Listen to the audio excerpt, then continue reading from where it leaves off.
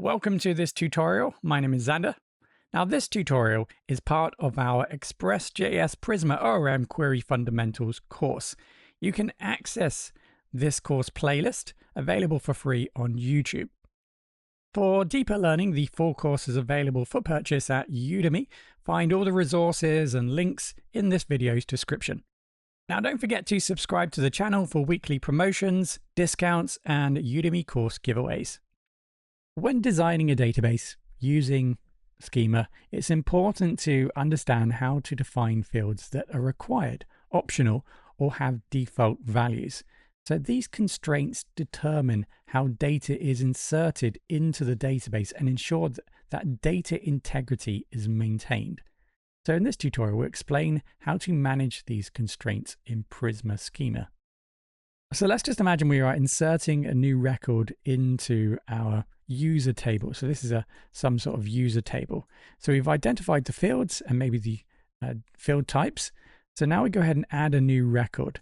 So we add a new record, ID1, name, whatever the name might be, and then the address, whatever the address is, and the age. Okay, so what we need to do, or what we have the capability of, is defining whether when we add a new record, whether any of these fields can be left empty. Now, by default, fields are required in Prisma unless you explicitly make them optional. Okay, so by default, when we create new fields in Prisma, when we add a new record, all data in all fields is required. So unless we specify otherwise, that is always going to be the case. So let's imagine, for example, we wanted to create a field and it was an optional field.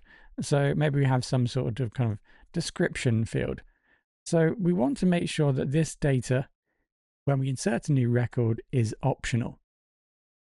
So if we take a look at, for example, our product model, which we have started building, we have a description, price, created at, and updated at. Now at the moment, every one of these fields, except for updated at, is going to be required whenever we insert a new product into our product table. So these are required fields. So an optional field allows us to insert a null value. So if a field is not provided when creating or updating a record, it will automatically have a null value.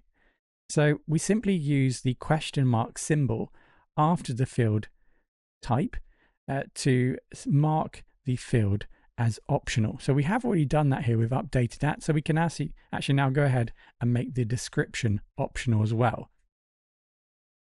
So when designing your database and your fields, you will need to identify which fields are required and which might be optional.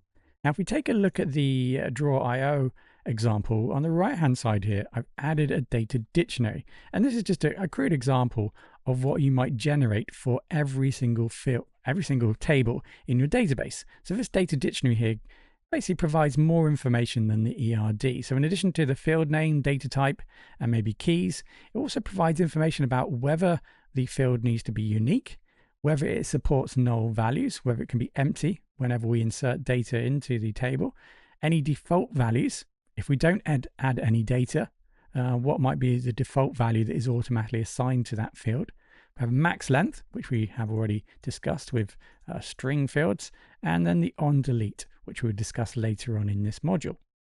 So this is an example of a data dictionary. This is what would be typically generated for each table. So to specify and identify the properties of each and attributes of each field.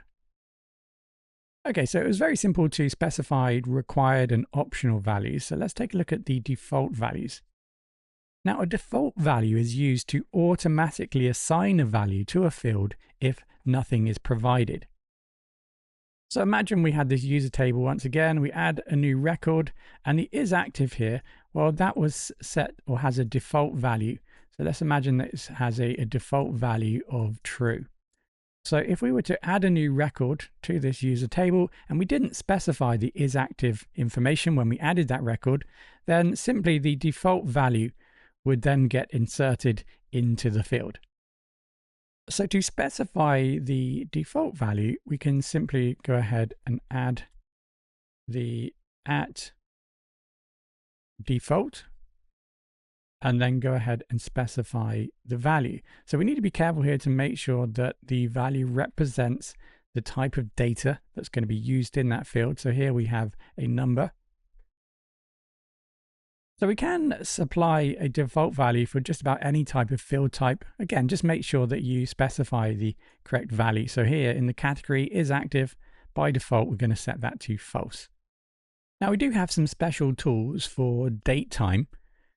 When we create a new product, we would probably prefer for the date time to be created automatically for us. Now to do that, what we can do is specify the @default with the now function, which is a Prisma specific helper that returns the current date and time for inserting into this field when creating a new product. This ensures that we don't have to manually specify the date and the time when creating products. This will be automatically set to the current timestamp. The default now is useful for, of course, when we create a new product record, but when we update it, we now also want to make sure that we update the updated @ field with the current timestamp to ensure that we record when the record was updated. So for that, we can use @updated @. With this, Prisma will automatically update this field whenever the record is updated without you having to manually set the value. So the key takeaways here is that the required field in Prisma is one that must have a value when a record is created. Optional fields in Prisma is a field that can have null or undefined values, and default values allow you to set initial values for a field if one is not provided when creating a record.